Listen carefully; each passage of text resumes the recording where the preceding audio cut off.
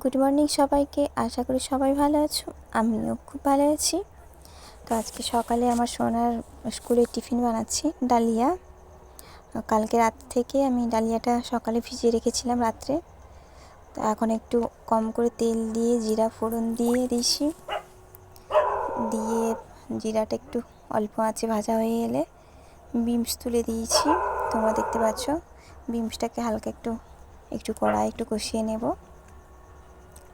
এবারে একটু কষিয়ে নেওয়ার পরে একটু ডালিয়া দিয়ে দেবো। ডালিয়াটাকে জল থেকে ছেঁকে ডালিয়াটা দিয়ে দেবো, দিয়ে কড়াই একটু নাড়বো। তার সাথে লবণ দিয়ে দেবো,